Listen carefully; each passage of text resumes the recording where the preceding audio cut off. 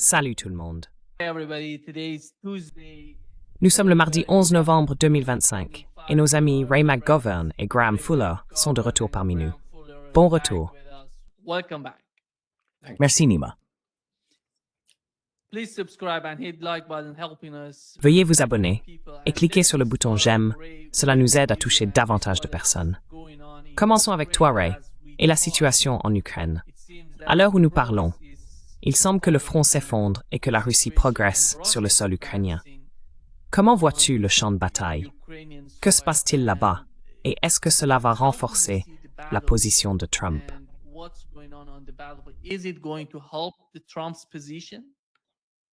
Est-ce que ça va aider? La position de Trump, vous savez, rendre la position de Trump encore plus forte lorsqu'il s'agit de négocier ou de discuter avec le président russe.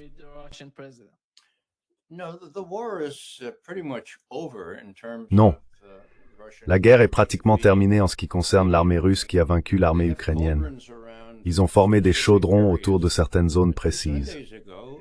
Il y a 2 dimanches, Poutine lui-même est apparu en tenue de combat pour un prétendu briefing du chef d'état-major général. Et ce qu'on lui a dit, c'est « Oui, nous avons 2 chaudrons éliminés. 10 500 soldats ukrainiens pris dans ces chaudrons. » Et la première chose que Poutine dit, c'est « Bon, écoutez, ne les tuez pas tous. Nous voulons les faire prisonniers de guerre, d'accord? Alors, précisez-le bien. S'ils se rendent, ce serait vraiment bien pour eux, parce que sinon, vous savez, ils sont encerclés, d'accord? Et au fait, vous vouliez me faire un briefing sur cette nouvelle arme, chef d'état-major.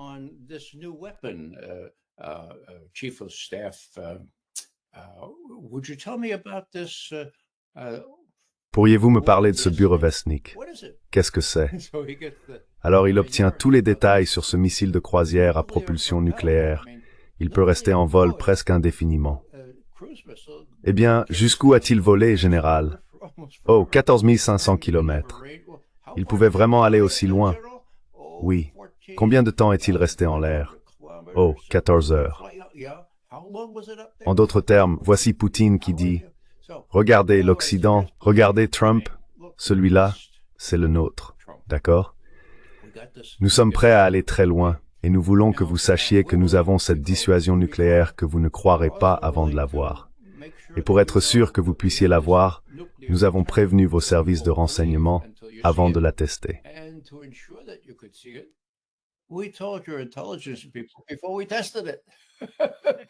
D'accord, oui. Alors croyez-moi, d'accord? Je pense que Poutine est en position de force, mais il est quand même terriblement inquiet que des gens comme Oley, Rubio ou Kellogg aient l'oreille du président. Et cela rend le président imprévisible, ce qui est la pire des choses chez un président américain. La chose dont les Russes ont toujours eu peur. Donc ils sont sur des charbons ardents. Et le point principal, et je terminerai là-dessus, c'est leur proposition, qui date maintenant de 7 semaines, faite le 22 septembre. Écoutez, le traité New START est terminé. Il expire le 5 février.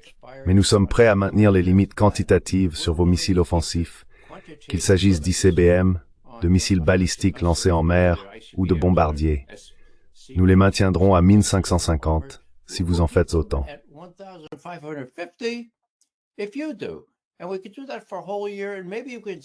Et nous pourrions faire cela pendant toute une année. Et peut-être que tu pourrais régler cette affaire. Qu'en penses-tu? Et il y a 2 semaines, Trump a dit, en réponse à une question de la presse, « Eh bien, ça me semble une bonne idée. » Mais Lavrov et Poutine disent, « Vous savez, nous aimerions quelque chose de plus officiel. » Qu'en pensez-vous? À mon avis, c'est le test décisif. Si Trump n'est pas capable de faire cette chose très raisonnable qui ne demande aucun effort supplémentaire, simplement maintenir les limites pendant une année de plus, s'il ne peut pas faire cela, je pense que Poutine devra en conclure que, bon, ce type a peut-être envie de le faire, mais si c'est vraiment le cas et qu'il ne se moque pas de nous, alors il n'est pas maître de lui-même. Il doit écouter Rubio. Ouais. Alors, qu'est-ce qu'il reste aux Russes? Eh bien, les Russes s'attendent à gagner la guerre en Ukraine. Ils veulent un accord plus avantageux. Mais oui, ils sont prêts à attendre. Je veux dire, bonjour, ils ont encore 3 ans de Trump. Peut-être qu'il changera encore d'avis. Je pense qu'ils adoptent une attitude détendue, sauf pour cette idée que ces fous pourraient convaincre Trump de faire quelque chose de vraiment insensé.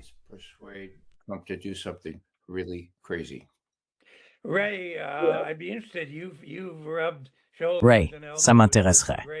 Au fil des années, tu as côtoyé de près les soi-disant grands de Washington. Comment interprètes-tu cela? Pourquoi, selon toi, Trump s'est-il entouré d'autant d'ignorants, sans expérience, de purs idéologues qui n'apportent presque rien? Quelle est la source de leur influence? Est-ce ce qu'on appelle le complexe militaro-industriel? Je reste perplexe quant aux raisons pour lesquelles Trump écouterait ces types qui ont manifestement tort.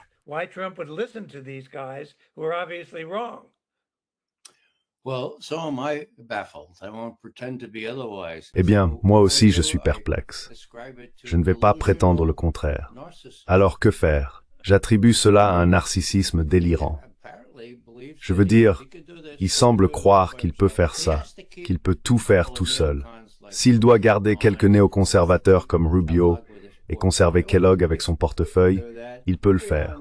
De temps en temps, on leur jette quelque chose à se mettre sous la dent. Mais non, non, c'est moi qui contrôle, je peux tout faire moi-même.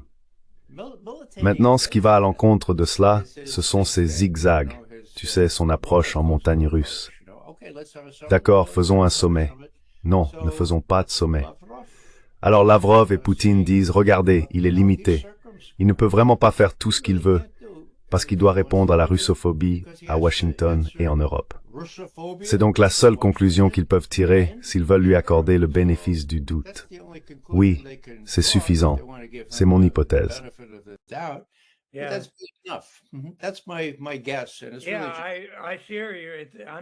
Oui, je te comprends. Je ne suis pas entièrement satisfait de cette explication, mais c'est tout ce que nous avons pour le moment.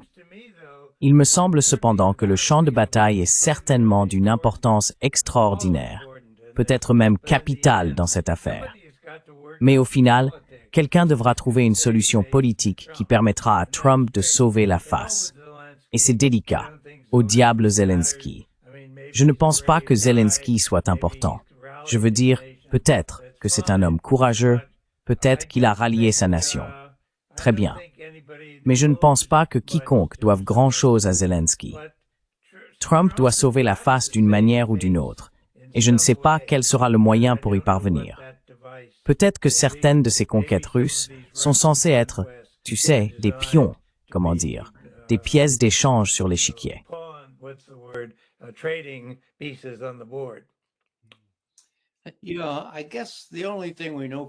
Tu sais, je suppose que la seule chose dont nous soyons sûrs, c'est ce qui s'est passé en Alaska. Et cela est devenu plus clair avec Lavrov parlant de ce que Trump aurait promis concernant la retenue de Zelensky. En d'autres termes, Trump a cédé. Trump a dit « Très bien, je ne vais plus insister pour un cessez-le-feu immédiat. Vous ne voulez pas de ça? D'accord, j'abandonne. Nous n'allons plus faire ça. Nous allons viser le tout. Un accord de paix qui inclut la reconnaissance de vos intérêts fondamentaux. » L'autre point, c'était Trump disant, et cela ressortait clairement du compte-rendu, aussi sommaire soit-il, qu'il avait dit « D'accord, maintenant je vais m'occuper de Zelensky. »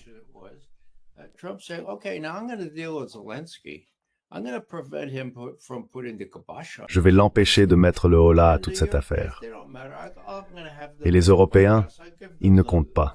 Je vais les faire venir à la Maison-Blanche, leur donner le scénario et leur dire « Écoutez, plus aucune aide de notre part à l'Ukraine. Libre à vous de le faire vous-même, et nous, on s'en occupe. » Maintenant, Trump n'a pas fait ça. Il ne l'a pas fait. C'est vrai. Oui, il s'est donc rétracté au point que ce sommet de Budapest que Trump avait proposé, soudain, il a dit « Eh bien non, nous ne sommes pas prêts. Nous n'allons pas le tenir. » Les Russes restent en retrait en se demandant « Qu'est-ce qui se passe ici ?»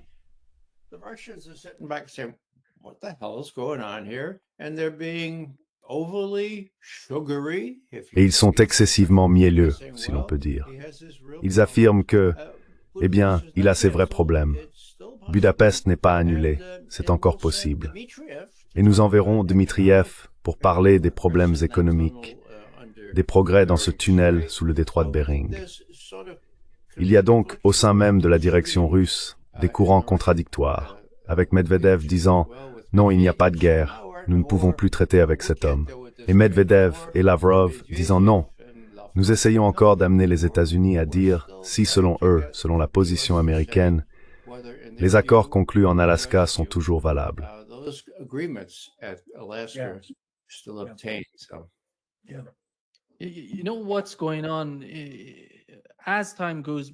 Tu sais ce qui se passe. Avec le temps, on voit que Donald Trump déteste jouer avec une main perdante. C'est pourquoi il essaye de tout faire pour mettre la pression sur l'Inde et la Chine, ce qui n'a pas fonctionné. Il parle de la Turquie, et il ne semble pas que la Turquie soit prête à obéir à l'administration Trump. Mais qu'en est-il de l'invitation, la visite des pays d'Asie centrale? Parce qu'il essaye de faire quelque chose en Asie centrale en lien avec ce qui se passe en Syrie. Comment vois-tu l'ensemble de la situation quand on réunit tous ces acteurs?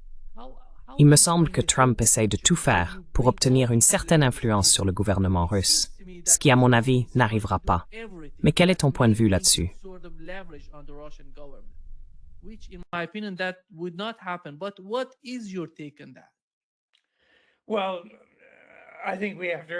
Eh bien, je pense qu'il faut se rappeler que les États d'Asie centrale, avant tout, ont pour principal centre d'attention Moscou. C'est avec elle qu'ils doivent cohabiter. C'est avec elle qu'ils doivent traiter. C'est avec elle qu'ils traitent depuis plusieurs siècles. Donc, je serais très surpris de voir beaucoup d'initiatives indépendantes de la part de l'un quelconque des États d'Asie centrale. Peut-être, éventuellement, s'il y a une sorte d'incitation dans l'affaire. Mais je pense que Trump, comme tu le dis, Nima, cherche des alliés potentiels qui pourraient l'aider à se sortir de cette situation. Et il n'y a probablement pas beaucoup de pays qui souhaitent le faire, car ce n'est pas une tâche très enviable. Washington ne sera pas satisfait, même s'ils parviennent à sauver la face de Washington. La situation restera embarrassante. Donc je ne sais pas où il va trouver quelqu'un avec une véritable crédibilité. Et je ne pense pas que l'Asie centrale soit du tout l'endroit où chercher cela.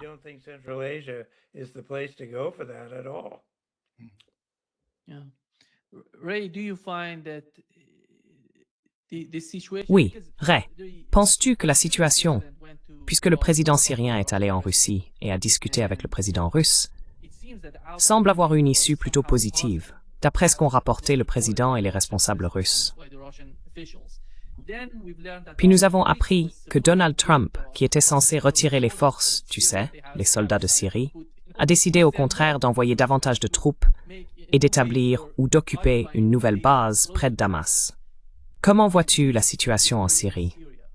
Parce qu'après tout, je crois vraiment qu'au-delà de ce qui se passe en Asie occidentale, c'est un terrain de jeu pour la Russie et les États-Unis afin de s'y affronter. Qu'en penses-tu, Ray?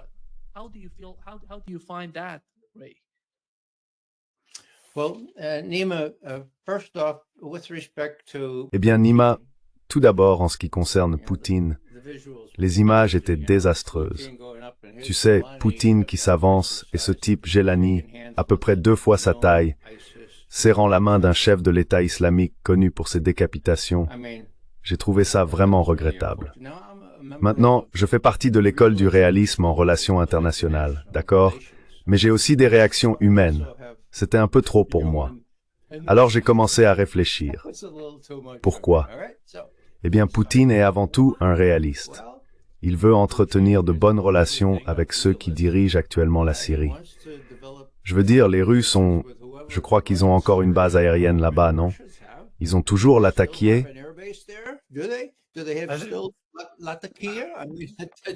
Je ne suis pas sûr pour une base aérienne, mais ils ont certainement encore leur base navale dans le nord-ouest. Oui, donc il y a une présence là-bas.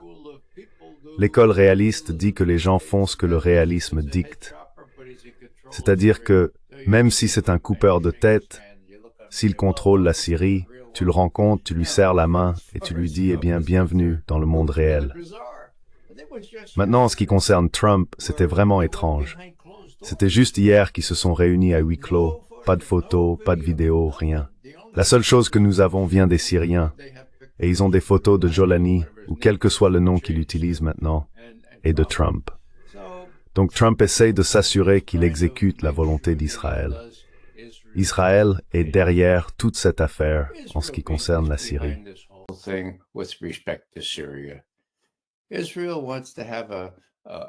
Israël souhaite entretenir une relation convenable avec Jolani, et les États-Unis sont un bon endroit pour négocier cela.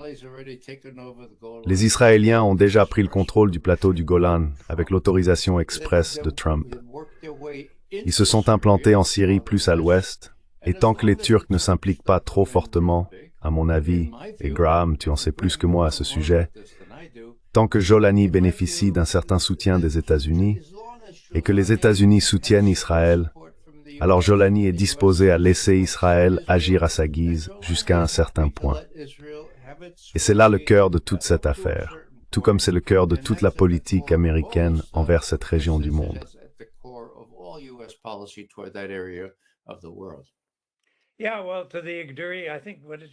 Oui, eh bien, pour l'Idlibi, je pense, comment s'appelle-t-il déjà, Jolani ou Shara, je crois que c'est son nom maintenant, ou quelque chose comme ça.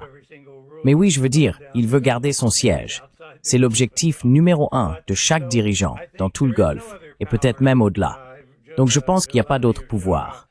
Jolani ou Shara préféreraient traiter directement avec Washington, je pense, plutôt qu'avec Bibi. Dieu seul sait. Mais ce type, enfin, je suppose que Washington et la Russie se disputent un peu la position pour voir qui pourra avoir une certaine influence dans la nouvelle Syrie et sur ce que sera la nouvelle Syrie. Mais je pense qu'il est encore loin d'être clair qui est ce type, ce qu'il veut. Il était autrefois un coupeur de tête, comme on dit, un extrémiste religieux d'extrême droite. Mais, vous savez, on peut changer quand son poste en dépend.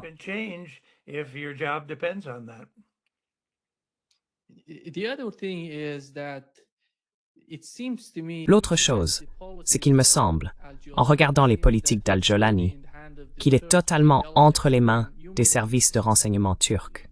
Graham, tu peux le voir ainsi toi aussi, car il essaie de jouer sur les deux tableaux, comme on peut le constater. C'est une tradition turque, tu sais, jouer sur tous les fronts et trouver malgré tout une issue. Et tout comme Zelensky, dont je crois vraiment qu'il est entre les mains du MI6, il semble qu'ils aient pris en main Al-Jolani en Syrie et qu'ils le dirigent, allant en Russie, allant à Washington. Et la Turquie n'est pas en bonne position en Syrie, Graham, car ils pensaient que la chute du régime d'Assad faciliterait leurs ambitions là-bas. Ce n'est pas le cas.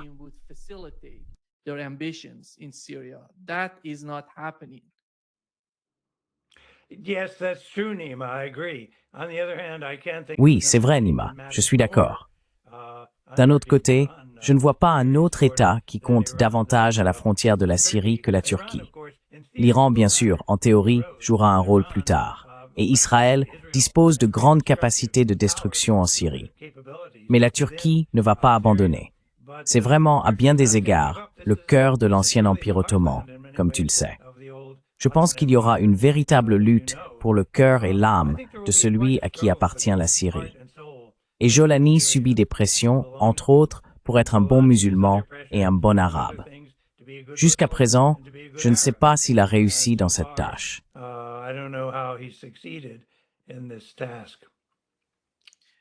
Ray, Ray, avant d'aborder le sujet de l'Asie de l'Ouest et du conflit qui s'y déroule, voici ce que nous avons appris du FSB russe. Ils affirment avoir déjoué une opération ukraino-britannique visant à détourner un MiG-31 russe équipé d'un missile hypersonique Kinzhal. Voyez-vous une quelconque restriction ou limitation dans les activités des services de renseignement britanniques? Parce qu'ils vont trop loin, vous savez. Cela pourrait entraîner une sorte de... Eh bien, les Russes sont très patients. Mais je pense qu'à un moment donné, ils atteindront les limites de cette patience. Quelque chose de grave pourrait se produire en Ukraine, et je ne sais pas qui sera tenu pour responsable si la Russie décide d'affronter les services de renseignement britanniques. Jusqu'à présent, ils ne se sont pas affrontés. Leurs opérations se sont limitées à l'Ukraine, Mais j'ignore si la Russie envisage une opération de renseignement en Europe. Comment percevez-vous l'escalade en Ukraine? How do you see the escalation in Ukraine, Ray?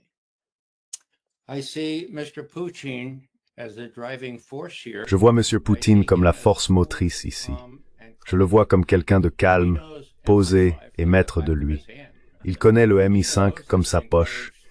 Il sait qu'ils ont encouragé les Ukrainiens à envahir la Russie, bon sang, pour tenter de bombarder ou d'utiliser des drones contre des bases de bombardiers russes. Et la véritable histoire, à mon avis, concernant la réaction de Poutine, ce furent des piqûres d'aiguilles. Oh, ils ont touché quelques-uns de nos bombardiers. Oui, c'était une base de bombardiers stratégiques. Mais regardez, nous sommes plus préoccupés par la destruction de voies ferrées ou de ponts, ce qui est précisément la façon dont il a réagi. Donc je ne fais pas partie de ceux qui pensent que Poutine va perdre patience. Il est en train de gagner.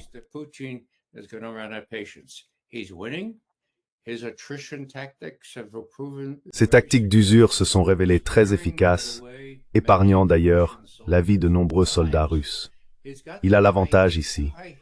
S'il parvient à traiter avec Trump à terme, et nous parlons de quelques mois maintenant, selon Poutine, selon moi, eh bien, ce sera très bien. S'il ne peut pas traiter avec Trump, il pourrait aller un peu plus loin, ou établir un cordon sanitaire qui ne cédera pas, auquel une armée ukrainienne vaincue devrait se soumettre. Et si les Occidentaux interviennent alors, eh bien je pense que Poutine pourrait réagir, mais seulement à ce moment-là. Et je ne pense pas que les Européens de l'Ouest, ni les Européens en général, soient assez insensés pour envoyer leurs propres troupes en Ukraine.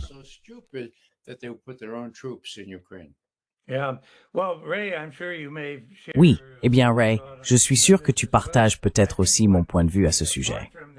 Je pense que, en dehors de l'aventurisme insensé des Britanniques, la possibilité persistante d'opérations sous faux drapeau réellement dangereuses existe toujours. Nous l'avons déjà vu avec ces soi-disant drones russes qui ont attaqué 3 ou 4 États de l'OTAN, dont la Pologne. Ils étaient partout à la télévision. Eh bien, je pense qu'ils ont été largement discrédités par la suite, et les gens ont dit que non, ils ne venaient pas vraiment de Russie. Ils avaient été redirigés, ou quelle que soit la situation.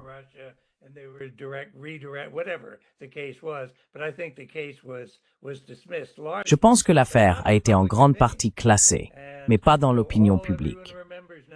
Donc, tout ce dont tout le monde se souvient maintenant, c'est récemment, les Russes testaient nos défenses et menaient des actions dangereuses autour de nos frontières. C'est généralement ce dont les gens se souviennent, et ce qui devient, si l'on veut, l'histoire de toute cette affaire. Je serais assez terrifié de voir ce que les Britanniques pourraient inventer comme opération sous faux drapeau. Peut-être quelque chose d'important, frappant, vous savez, je ne sais pas, Varsovie ou ailleurs. Je n'en ai aucune idée. Mais je ne leur mettrai rien hors de portée. Ce sont des maîtres absolus en matière de faux drapeaux.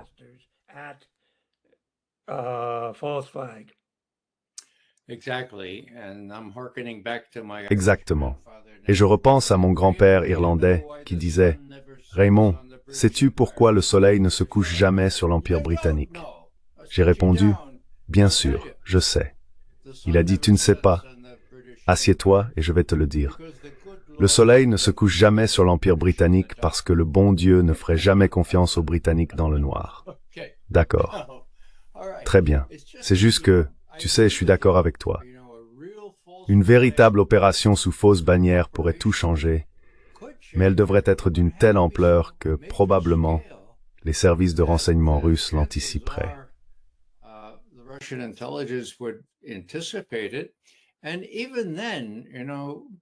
Et même dans ce cas, vous savez, Poutine continue d'user. Réagirait-il de manière excessive? Eh bien, son objectif principal est d'éviter un échange nucléaire. Et il a été vraiment trop prudent, selon l'opinion de nombreux Russes.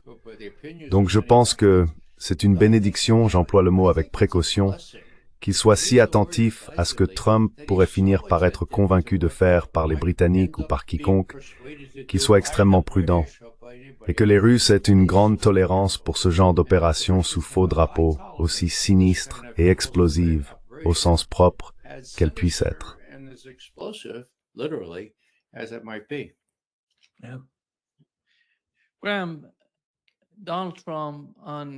Graham, Donald Trump, dans son interview à 160 minutes, a déclaré que la Russie et la Chine avaient testé des armes nucléaires. C'est pour cela que nous allons le faire aussi. Mais il n'y a aucune preuve de cela. Comme Ray l'a mentionné, ils ont testé deux engins. Oui, deux engins. L'un, le Burevestnik, et l'autre, le Poséidon.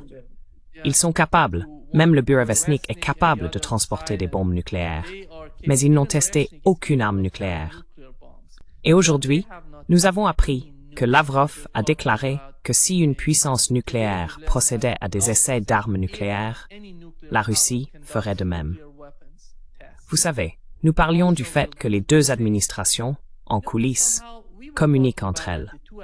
Mais les derniers commentaires du président russe suggèrent qu'il s'agit d'un problème sérieux, avec cette nouvelle rhétorique de l'administration Trump et de Donald Trump lui-même. Il semble que la communication ne soit pas si efficace que cela, Graham.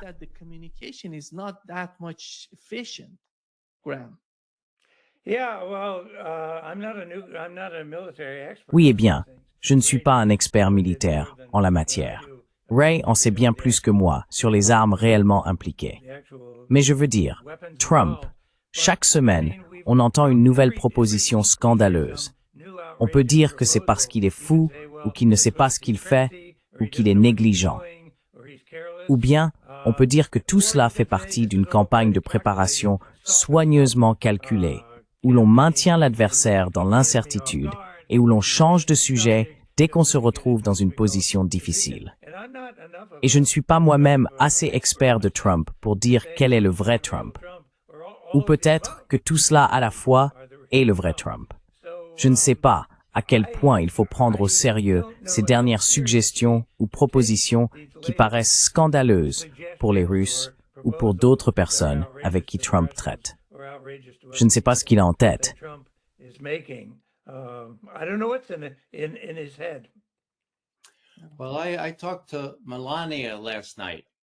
Eh bien, j'ai parlé à Melania hier soir.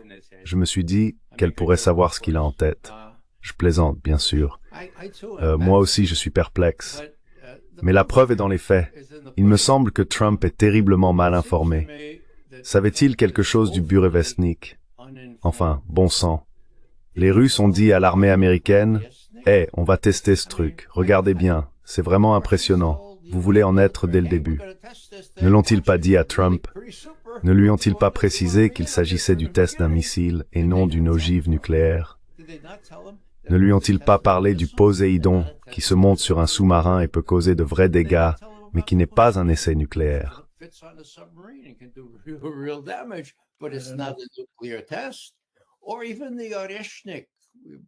Ou même le Burevestnik, qui a maintenant plus d'1 an. Est-ce que ça a complètement pris Trump par surprise?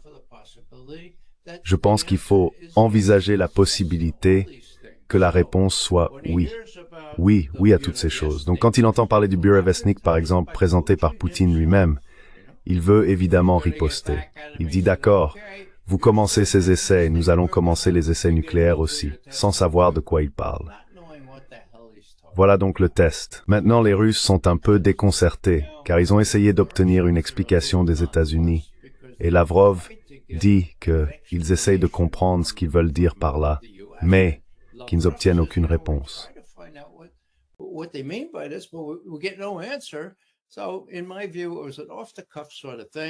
À mon avis, c'était une remarque improvisée. Il faudrait 3 ans pour tout préparer en vue de tests appropriés aux États-Unis. Et les Russes disent, oui, si vous le faites, nous le ferons aussi. Respectons plutôt les restrictions quantitatives sur les taux de missiles offensifs, qui sont prévus par le traité New START expirant le 5 février. Ce sera le test décisif. Si Trump ne peut pas accepter cela, cette chose parfaitement raisonnable, alors je pense que Poutine devra dire « Oh, peut-être que les autres avaient raison. Peut-être qu'on ne peut tout simplement pas faire confiance à ce type. Peut-être qu'il n'est pas freiné par les faucons et les Européens. Peut-être qu'il se moque vraiment de nous. Peut-être qu'il faut simplement l'admettre. »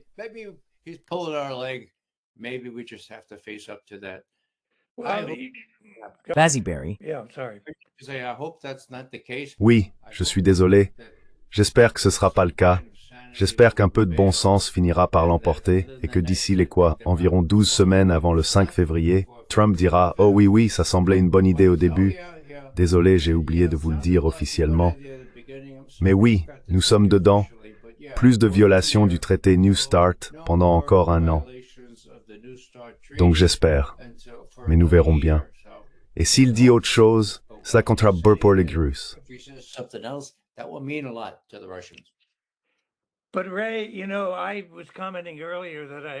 Mais Ray, tu sais, je commentais plus tôt sur le fait qu'il se pourrait que Trump s'entoure non seulement de faucons, de néoconservateurs et de gens hostiles à la Russie, mais aussi de personnes incompétentes et ignorantes occupant soi-disant des postes stratégiques.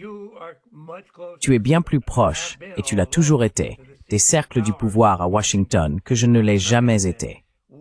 Où vois-tu une voix, disons, prenons quelqu'un comme Doug McGregor ou quelqu'un de ce genre. Où vois-tu une voix de calme, une vision ou un réalisme qui pourrait un jour atteindre Trump d'une manière ou d'une autre? Je ne connais pas tous les acteurs à Washington. Il doit bien y avoir quelqu'un quelque part. Évidemment, comme je l'ai dit, Doug McGregor me vient à l'esprit et ils se connaissent, je pense qu'ils se respectent. Mais d'où vient un conseil réfléchi?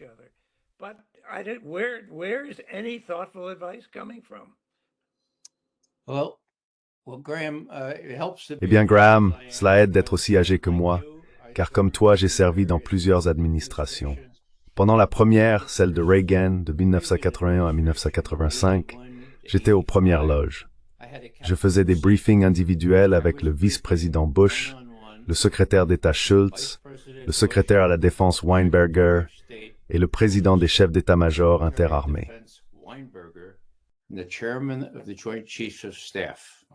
Ce n'est pas même, pas une maha composée.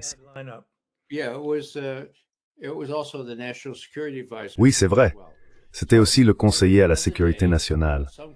Donc, un jour sur deux, une combinaison de ces personnes me voyait personnellement, en tête-à-tête, et les autres voyaient mon partenaire.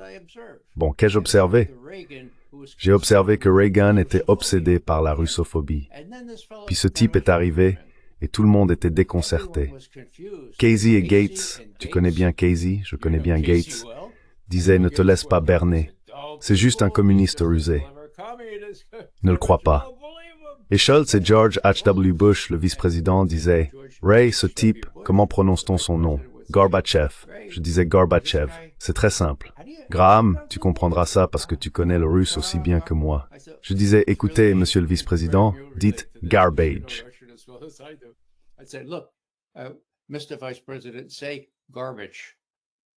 Au dos.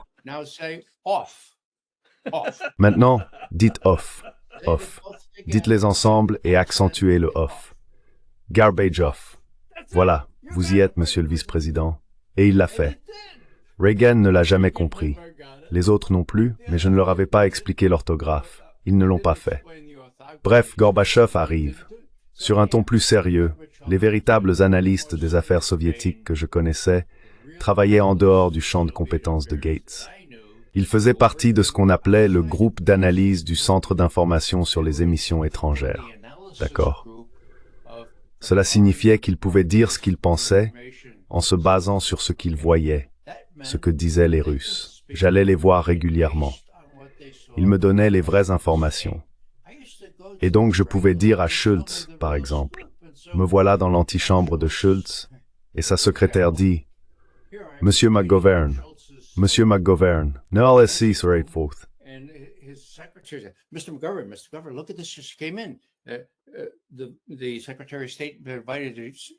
Le secrétaire d'État vous a invité à aller à Moscou.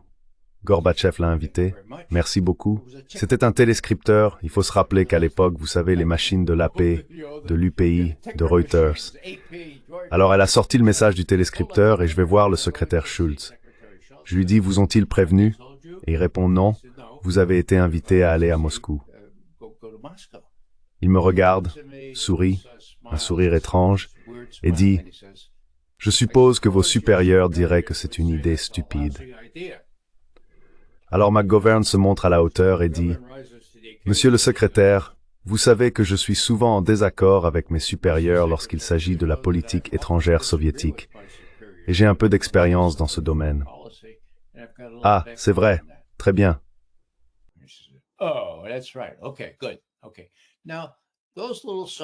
D'accord. Eh bien, ces petites choses subtiles ne venaient pas seulement de moi, mais aussi de George H.W. Bush, qui était terrible pour les séances d'information, et de ce formidable président des chefs d'état-major interarmés, un vrai soldat aux bottes brunes, promu sur le champ de bataille pendant la Seconde Guerre mondiale. Ils ont tous compris que bon, si nous pouvions gérer ce type, essayons. J'ai alors arrêté les séances d'information et mis fin à toute la machine des briefings en 1985. Avant qu'on s'en rende compte, Gorbatchev ne se contentait plus de proposer d'autres choses. Il détruisait, non pas simplement réduisait, toute une catégorie de missiles balistiques de portée intermédiaire et inférieure en Europe. Et je me suis dit, mon Dieu, ça ne marchera jamais. Eh bien, ça a marché. Bon sang.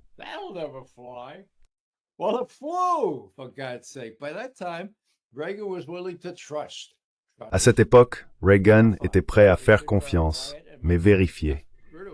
Nous pouvions le vérifier, et mon ami Scott Gerda fut le premier sur le terrain là-bas, en poste dans un endroit appelé Votkinsk pendant 2 ans et demi, à les regarder démanteler ces SS-20. Autant dire qu'il y a toujours des divisions au sein d'une classe dirigeante, que ce soit à la Maison-Blanche, au département d'État, à la Défense ou au sein de l'État-major interarmé. Mais cette fois, la situation est vraiment hors de contrôle, car cette fois-ci, où est George Shultz? Mon Dieu, c'est Rubio. Où est Weinberger? Maintenant, Weinberger n'était pas mieux, bon sang, donc cela s'annule. Mais Trump ne semble pas avoir de conseiller sensé.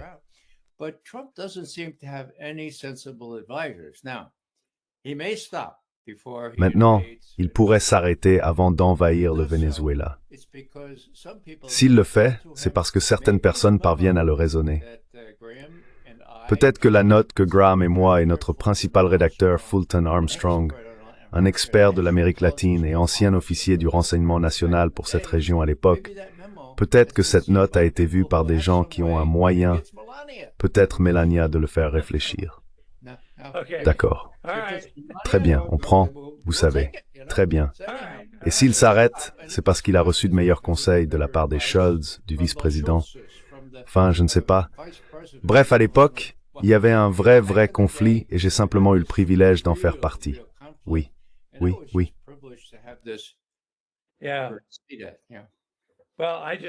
Eh bien, je ne vois pas beaucoup de bon sens dehors, c'est tout. Je ne suis pas sûr qu'il y en ait jamais eu beaucoup, mais c'était peut-être un peu mieux à l'époque.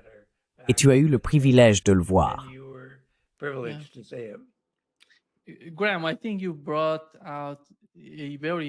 Graham, je pense que tu as soulevé un point très important en ce qui concerne les politiques officielles de Washington. Sous l'administration Biden, nous avions Anthony Blinken et Jake Sullivan. Chaque fois qu'ils prenaient la parole, nous connaissions la politique officielle des États-Unis, ce qu'ils voulaient et ce qu'ils cherchaient à accomplir. Quel est l'objectif principal en Ukraine, par exemple? Mais on ne voit pas cela sous l'administration Trump, car, comme Ray vient de le mentionner, le secrétaire d'État et le conseiller à la sécurité nationale, ces 2 postes, sont en réalité occupés par la même personne, Marco Rubio. Il ne parle pas beaucoup. Nous ne savons pas vraiment ce qui se passe avec Rubio, même en ce qui concerne le Venezuela. Il n'en dit pas beaucoup non plus. Mais nous avons Tulsi Gabbard. Récemment, elle s'est exprimée contre le changement de régime. Elle a clairement déclaré que le changement de régime ne profiterait pas aux États-Unis.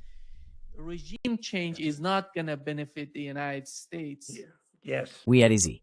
Et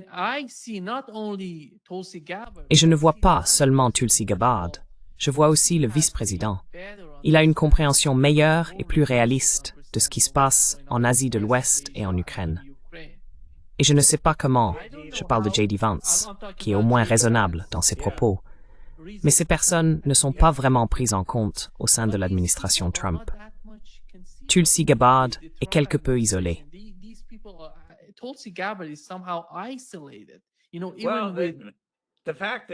Tu sais, même avec ça, le simple fait qu'elle soit là, je trouve ça impressionnant. Des gens ont essayé de la bloquer et de l'empêcher d'avancer. Ils l'ont même exclue du Parti démocrate, d'ailleurs, à cause de ses positions. Mais tu sais, Nima, avant tout, je ne vais pas pleurer la perte de Blinken et de Sullivan. Peut-être que toi non plus. Mais enfin, je suis sûr que tu te souviens de ce soi-disant Blinken, celui qui avait toutes les bonnes manières. Il savait parler un français correct, savait quelle tasse et quelle cuillère utiliser, ce genre de choses. Mais tu sais, il est parti en Alaska pour rencontrer Wang Yi. C'était, je ne sais plus, il y a 2 ans, et j'ai oublié quel était l'objet de la réunion. Mais Blinken est arrivé et a dit « Très bien, laissez-moi vous dire quelle est notre position et ce que nous attendons de vous. »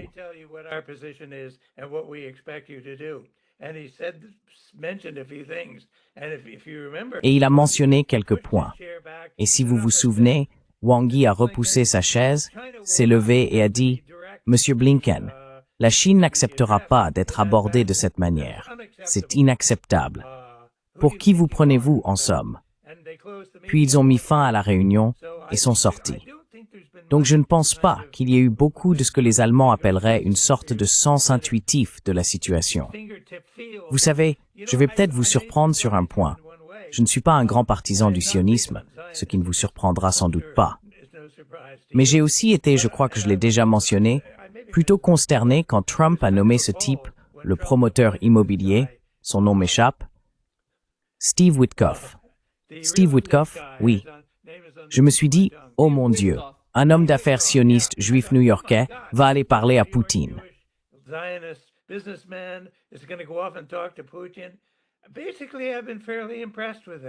En gros, j'ai été plutôt impressionné par lui, dans le sens où je pense que Witkoff, en tant qu'homme d'affaires ou financier, ou peu importe, comprend la nature de la diplomatie, si l'on veut, l'écoute transactionnelle. Il a donné une interview très intéressante à Tucker Carlson il y a quelques mois, où il a expliqué comment il aborde ses conversations avec Poutine, ou le Hamas, ou Bibi, ou d'autres encore. Et il a dit en gros, « J'aime arriver, apprendre à les connaître, savoir qui ils sont, parler un peu avec eux, demander ce qu'ils veulent, ce qui les intéresse, avant de simplement dire, « Écoutez, le président veut que vous fassiez ceci. » Je me suis dit, bon sang, ce type Witkoff donne l'impression d'être passé par l'école d'espionnage de la CIA.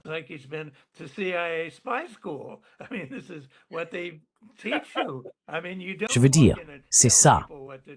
Je veux dire, on ne débarque pas pour dire aux gens quoi faire. On essaie de gagner leur confiance, de mieux les comprendre. Et je pensais que Witkoff probablement, enfin, le fait qu'il ait rencontré Poutine 4 ou 5 fois, et Bibi, et je crois même, je ne sais pas, qu'il ait eu des échanges avec certains Iraniens. Mais je pense que c'est le signe que ces gens sentent instinctivement que ce type sait comment s'adresser aux autres et comprendre leurs préoccupations. Il n'est peut-être pas d'accord, et je ne sais pas ce qu'il dit à Trump quand il rentre, mais j'ai 1000 fois plus confiance en Witkoff et en sa manière d'aborder les gens, les pays étrangers et les intérêts étrangers que je n'en aurais jamais dans les courtoisies parfaitement polissées d'un Blinken formé à Yale.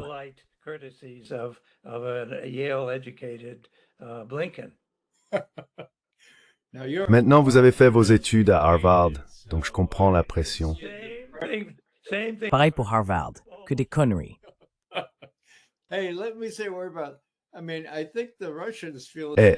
Laisse-moi te dire, je pense que les Russes ressentent la même chose que toi à propos de Witkoff. Pourquoi d'autres auraient-ils rencontré Poutine 5, 6, peut-être 7 fois? En fait, voici quelque chose de vraiment étrange.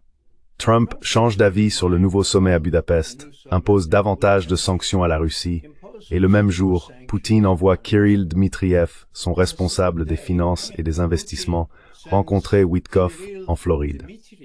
Il y passe 3 jours, à la télévision et partout ailleurs, en disant, tu sais, nous y sommes presque sur l'Ukraine, nous avons de grandes opportunités d'investissement, et qu'en est-il de ce tunnel pour le chemin de fer dans le détroit de Bering?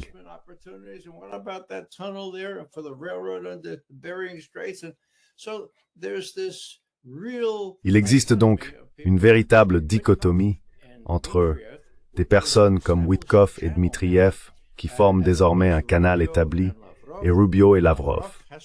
Lavrov doit être d'une politesse exemplaire, mais on peut voir ce qu'il pense de Rubio. Et la dernière chose que je dirais, c'est que la dernière fois que nous avons eu un secrétaire d'État qui était aussi l'assistant du président pour les affaires de sécurité nationale, le soi-disant conseiller à la sécurité nationale, c'était Henry Kissinger, d'accord?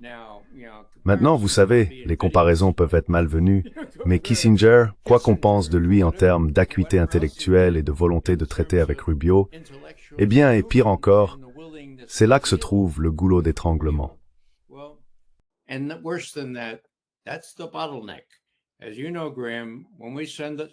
Comme tu le sais, Graham, lorsque la CIA transmettait des documents au président, le goulot d'étranglement, c'était le conseiller à la sécurité nationale. Kissinger avait l'habitude de prendre le rapport quotidien du président, de le déchirer et de dire « c'est n'importe quoi, monsieur le président, oui, ça c'est bien ». Voilà donc le goulot d'étranglement. Maintenant, qu'est-ce que Rubio bloque? Peut-être qu'il empêche des choses comme des décisions sensées, des analyses raisonnables du Venezuela sur ce qu'il faut faire ou ne pas faire. Rubio se trouve donc dans une position très intéressante et très influente, car il peut empêcher quoi que ce soit d'arriver jusqu'au président, y compris des documents destinés à l'armée. L'armée, en général, ne remet pas en cause l'appareil de sécurité nationale. Ah oui. C'est là que le bas blesse pour Rubio. Nous savons tous ce que Rubio veut faire au Venezuela, n'est-ce pas? Oui. En fait, si je pouvais poser une question, est-ce qu'on est en train de devenir un peu comme le Venezuela? Allez-y. Non, je voulais juste dire que quand je ne comprends vraiment pas ce qui se passe, je commence à m'inquiéter. Parce que cela me fait penser que toutes ces suppositions et ces bases de ma croyance sur la façon dont le monde fonctionne, dont les pays fonctionnent, ne sont peut-être plus correctes.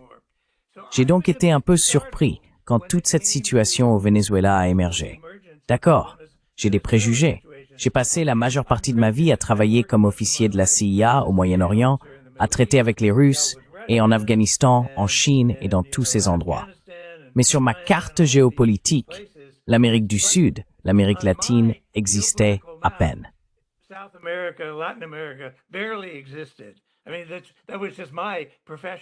Je veux dire, c'était simplement ma faiblesse professionnelle. Je n'y suis jamais allé. Ce n'était pas là que j'étais censé travailler. Mais soudain, sans prévenir, il m'a semblé que nous parlions tous de ce qui est essentiellement la vieille doctrine Monroe, que nous rapatrions nos troupes, ou que nous ramenons tout le monde à la maison. L'Amérique latine est désormais le centre de l'attention. C'est là que nous allons nous défendre.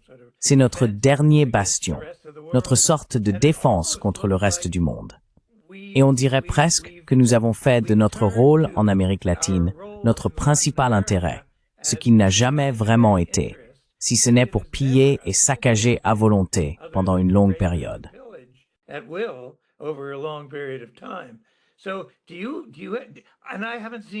je n'ai vu aucun texte disant « Devinez quoi les gars ?» Nouvelle doctrine, nouvelle stratégie. Nous rentrons tous à la maison. Nous revenons dans l'hémisphère occidental. Nous allons défendre l'hémisphère occidental. Souvenez-vous de la doctrine Monroe, pas d'étrangers dans l'hémisphère occidental.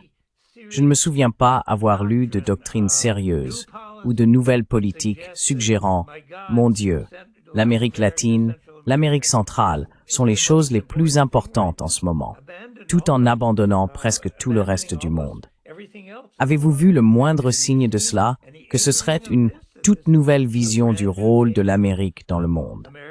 Et Nima, tu dois aussi en voir certains aspects au Brésil.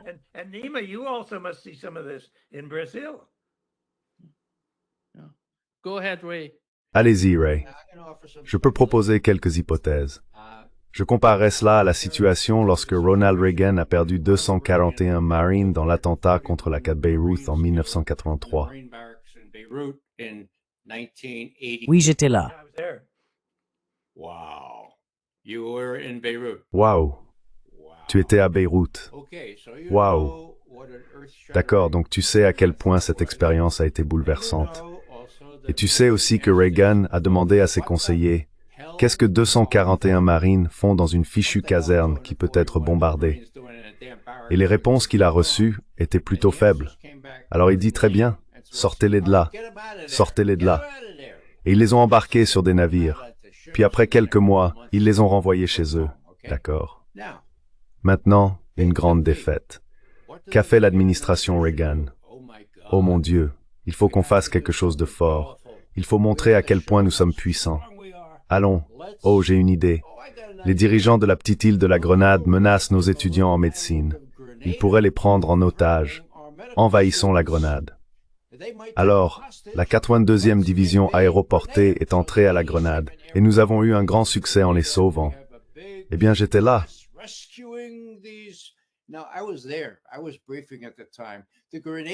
J'étais en train de faire un briefing à ce moment-là.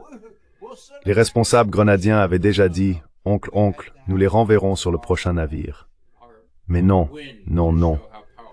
Il fallait que nous ayons notre victoire pour montrer à quel point nous étions puissants.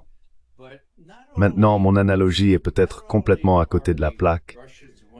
Mais non seulement les Russes gagnent en Ukraine, je dirais même que plus important encore, ils ont perdu en Extrême-Orient, d'accord? Lors de ce grand défilé, cette grande assemblée à Pékin au début du mois de septembre, on a vu que la plupart des habitants du monde sont gouvernés par ces puissances et qu'ils ne veulent pas vivre sous le diktat des États-Unis.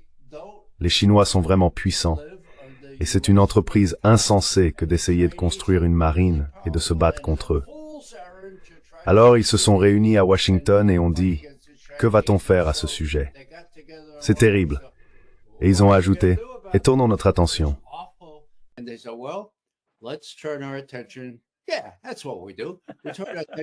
Oui, c'est ce que nous faisons. Nous tournons notre attention vers notre propre hémisphère, où nous pouvons faire ce que nous voulons, et aussi vers nos affaires internes, où nous devons utiliser l'armée pour réprimer la population. Et en fait, il y a eu un rapport selon lequel Elbridge Colby, le grand faucon de la Chine, aurait rédigé un addendum aux directives de défense qui disait oui, nous allons aussi tourner notre attention de ce côté-là. Nous n'en avons jamais vu beaucoup de preuves, mais je pense que ce rapport était probablement vrai. Voilà donc ma désolé pour ça, longue explication de pourquoi Trump a estimé qu'il devait faire quelque chose. Et cette idée selon laquelle nous pouvons gérer ça, eh bien, ils ne le peuvent pas. Et il n'a reçu aucun bon conseil de Hegseth ni de Rubio, qui veulent tous deux montrer à quel point nous sommes forts. With this, la conclusion est évitable car un autre Vietnam au Venezuela.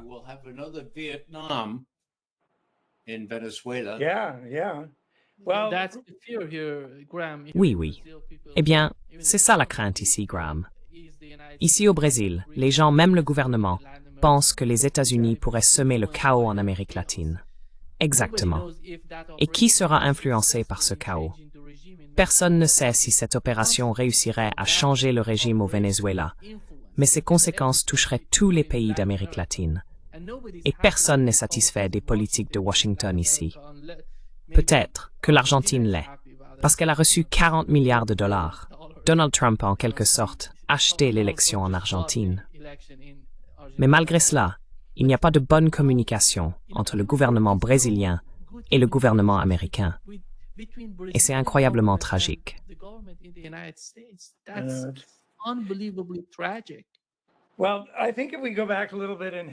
Eh bien, je pense que si nous revenons un peu en arrière dans l'histoire, il y a un mot, un pays, que nous ne devrions pas oublier, même s'il n'est plus jamais mentionné dans ce contexte, parce que cela s'est passé il y a 20 ans, et que plus personne ne se souvient de ce qui s'est passé il y a 20 ans.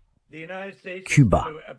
Les États-Unis ont été obsédés, il n'y a pas de meilleur mot, obsédés par le communisme en Amérique latine, obsédés par Cuba et par ces personnages incroyables, presque mythiques, comme Che Guevara, parcourant l'Amérique du Sud, à moto, du Chili à Cuba, en passant par le Panama, brandissant le drapeau de l'anti-impérialisme.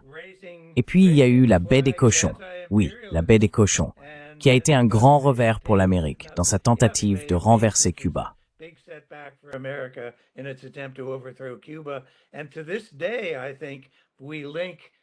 Et jusqu'à aujourd'hui, je pense que nous associons Castro, qui était un personnage immense, plus grand que nature, et qui l'est encore en tant qu'image, puis Che Guevara, un autre personnage plus grand que nature. Ensuite, nous en arrivons à Hugo Chavez, que beaucoup considèrent encore comme issu de cette tradition anti-impérialiste, et d'une manière beaucoup plus faible, moins intellectuelle, même le président actuel du Venezuela. Je pense donc que les fantômes, les spectres du communisme, des soulèvements populaires, et Che en était un maître. Je veux dire, il avait pratiquement toute l'Amérique latine en effervescence, avec des mouvements en marche et tout ce qui s'ensuit. Et peut-être, je pense, qu'il subsiste encore une certaine crainte d'événements à la cubaine en Amérique latine, dont les États-Unis ne gardent pas un souvenir heureux.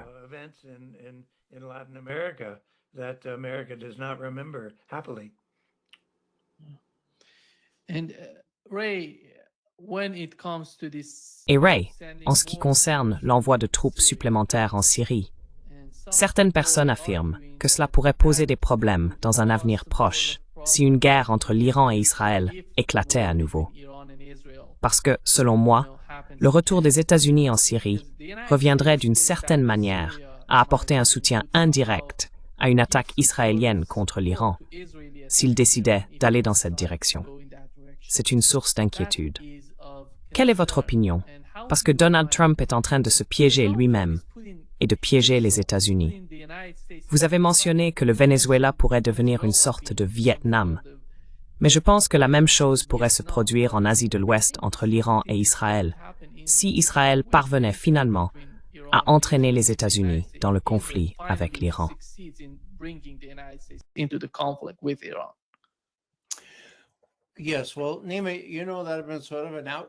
Oui, eh bien, Nima, tu sais que j'ai un peu été une voix à part ici, pensant qu'une autre attaque d'Israël contre l'Iran est peu probable. Je pense que ce serait suicidaire. Mais disons qu'ils le fassent quand même. Maintenant, ces troupes dans le nord de la Syrie sont des pions. Notre département de la Défense est tout à fait disposé à ce qu'elles deviennent des cibles.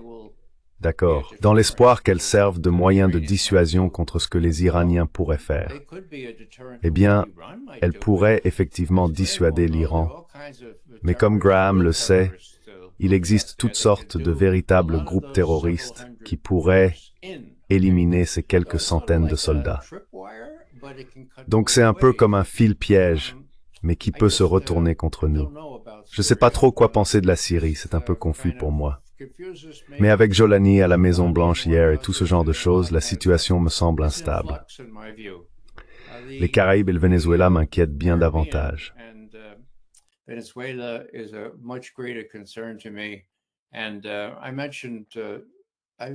j'ai mentionné l'analogie avec le Vietnam.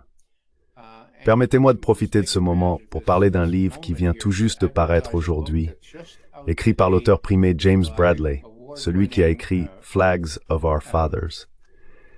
Il s'intitule Precious Freedom, et il est unique parce qu'il repose sur les 10 années que l'auteur a passées à vivre au Vietnam, à interroger toutes sortes de personnes sur place, et à découvrir que le problème n'était pas que les États-Unis avaient perdu, mais que les Vietnamiens avaient gagné.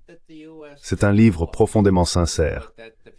Il parle des émotions et de la manière dont l'oncle Ho a guidé les Vietnamiens, ainsi que de la façon dont les services de renseignement américains se sont vraiment trompés lourdement, et Graham s'en souviendra aussi bien que moi. C'est donc un livre remarquable.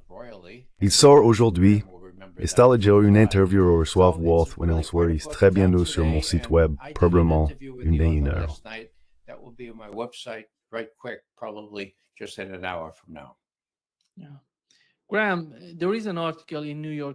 Graham, il y a un article dans The New York Times qui a été publié hier. Il affirme que la guerre entre l'Iran et Israël est inévitable et incontournable à cause de ce qui s'est passé.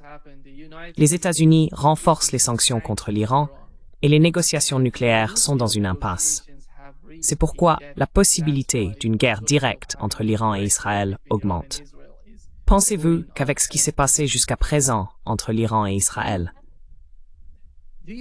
Et au fil du temps, à mesure que nous en apprenons davantage sur les réalités dans les deux pays, quelle est selon vous la position de l'administration Trump? What's your understanding on the position of the Trump administration on that? Eh bien, tout d'abord, c'est Bibi qui prend les décisions. Je ne sais pas quelle influence Trump exerce. Il doit en avoir une certaine, car le soutien américain, du moins sur le plan défensif, est essentiel.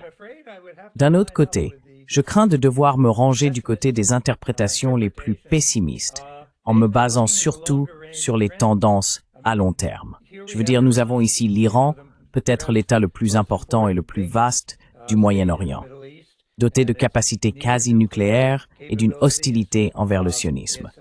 Ce n'est pas éternel, mais je pense que cela restera assez durable pendant un certain temps. Nous connaissons les ambitions d'Israël pour un grand Israël.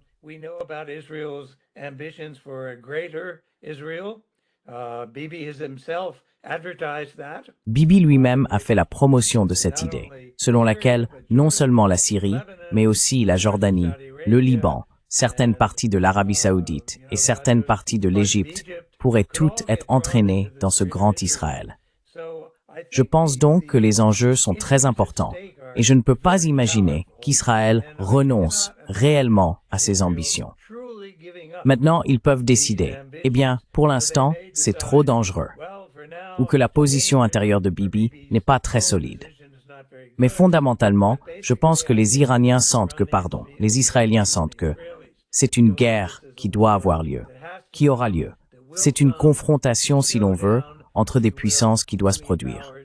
Et je pense que pour moi, cela a beaucoup de sens. On peut reculer, se retirer pendant un an, peut-être 2, qui sait?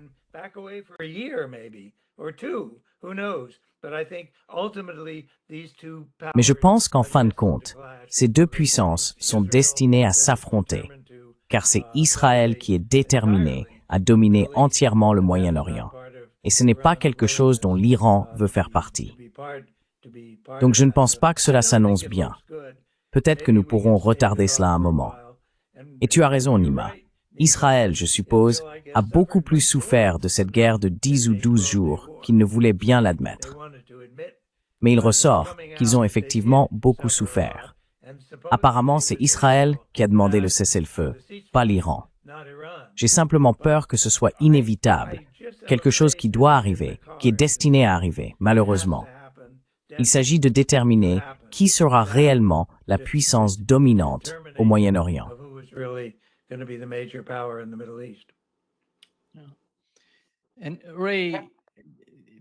Oui. Et Ray, l'autre chose qui se passe au sein du mouvement MAGA, c'est cette sorte d'attaque contre Tucker Carlson. Ils veulent l'annuler à cause de ses positions sur l'Asie de l'Ouest et le Venezuela. Ces gens sont contre la guerre. Même Thomas Massie, tu sais, Myriam Adelson donnait plus de 20 millions de dollars pour s'opposer à lui, pour le destituer de son poste. Vraiment? Oui, 20 millions de dollars. C'est incroyable de voir comment ces gens essayent de changer la politique étrangère des États-Unis.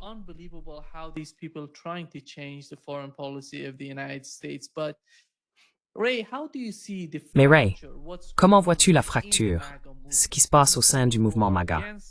Ces gens qui sont contre les guerres sans fin, contre le génocide à Gaza, et ceux qui essayent encore de conserver leur position, de garder leur pouvoir d'influencer l'opinion publique.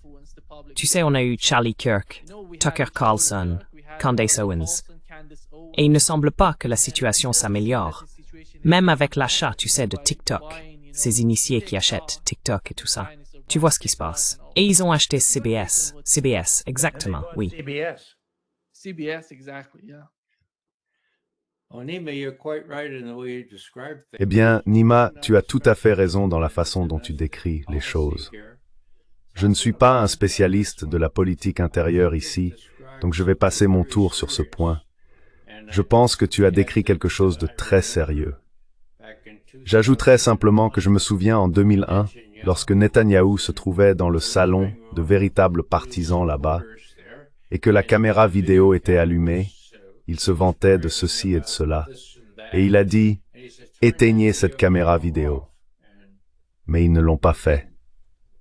Alors on voit Netanyahou, c'est sur YouTube, dire « Vous savez, les Américains, on peut toujours les orienter dans la bonne direction. Vous savez combien, quel pourcentage d'Américains nous soutiennent quoi que nous fassions? 80%. » C'est absurde. Les mots de Netanyahou, absurde. Bon, eh bien ce n'est plus comme ça maintenant, d'accord? Je ne sais pas si c'est 50%. Donc il y a là un changement profond. Mais quant à savoir comment tout cela se répercute dans la politique intérieure, Graham en a une meilleure idée que moi, parce qu'il a davantage travaillé au Moyen-Orient et connaît bien le pouvoir d'Israël. Peut-être pourra-t-il apporter beaucoup plus d'éclairage que moi.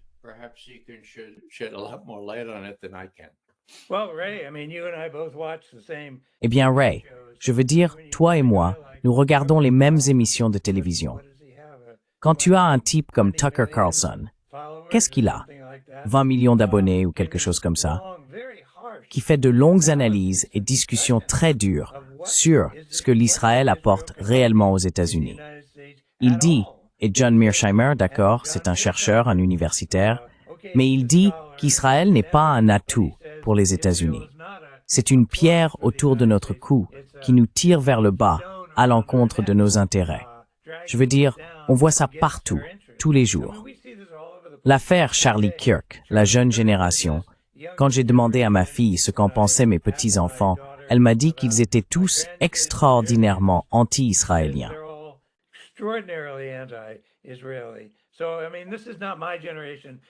Donc je veux dire, c'est pas du tout ma génération, mais je pense, comme tu le dis, Ray, que c'est un véritable tournant. Et je pense que ça se produit de plus en plus vite. Je crois qu'Israël est très inquiet, mais il est difficile de détourner les gens de l'argent. Tant que l'AIPAC peut distribuer, tu sais, des millions de dollars pendant une campagne. Eh bien, Marco, tu as vu l'autre jour, Marco Rubio, quelqu'un a montré la citation. Je ne l'avais pas entendue. Peut-être que toi, si. Marco Rubio a dit que la seule raison pour laquelle il s'était présenté aux élections, c'était que son principal souhait était de servir les intérêts israéliens. Il l'a dit devant la caméra.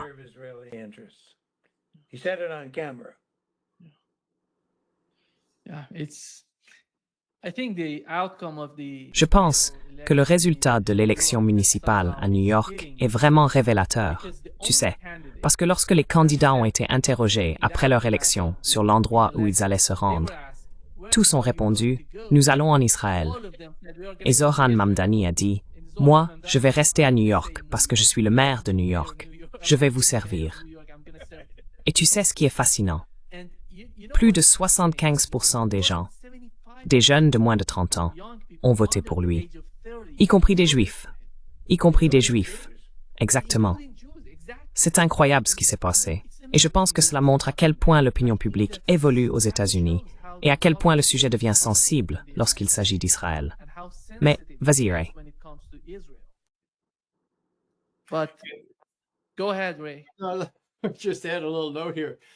Je vais juste ajouter une petite note ici. La chose la plus drôle que j'ai vue, c'est le gouverneur du Texas disant « Tous les New-Yorkais qui essayent de fuir New York et de venir au Texas, nous allons les arrêter. » Parler d'une division dans notre pays. Eh bien, je me suis dit que j'allais simplement glisser ça pour le plaisir. Oui.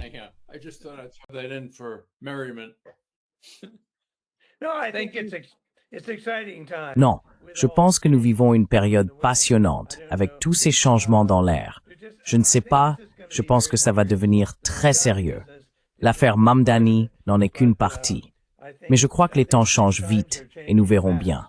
Mais vraiment, une époque passionnante. Oui, c'est sûr. Merci beaucoup, Ray et Graham, d'être avec nous aujourd'hui. Un grand plaisir, comme toujours. Avec plaisir. Bonne discussion. Merci.